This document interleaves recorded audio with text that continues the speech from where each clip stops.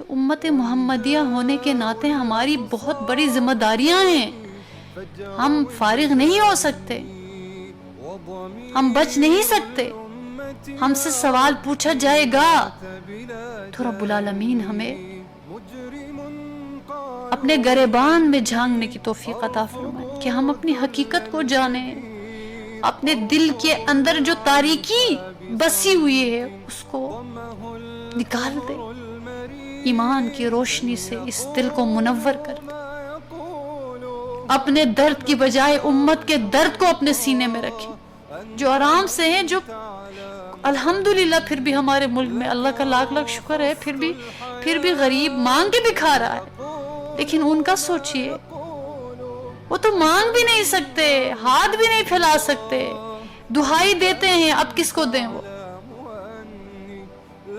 ہم نے بڑے مضبوط گھر بنا کے بیٹھ گئے، ہم تک ان کی آواز نہیں آتی.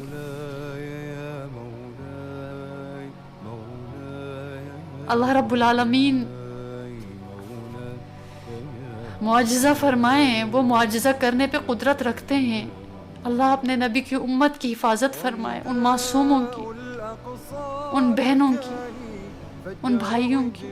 اللہ ان کی طاقت بن جائے، اللہ ان کی قوت بن جائے، اللہ ان کی مددگار بن جائے، اللہ ان کا حوصلہ بن جائے، اللہ ان کے اوپر رحمت تان دے، جیسے رب العالمین نے غزوہ بدر کے موقع پہ برپا کیا تھا. کیسے تھوڑی سی جماعت زیادہ جماعت پر اللہ پاک نے غالب کر کے دکھایا تھا. پروردگار آپ کی قوت، آپ کی قدرت، آپ کے فیصلے آج بھی ہیں، آج بھی آپ کر سکتے ہیں. پروردگارا رحمت کی نظر کر دے، ہمارے گناہوں کو نہ دیکھنا، ان کی مظلومیت کو دیکھ لیجئے.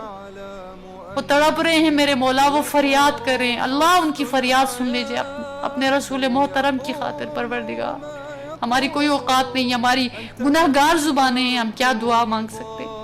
پروردگار آپ ان کی مدد فرما.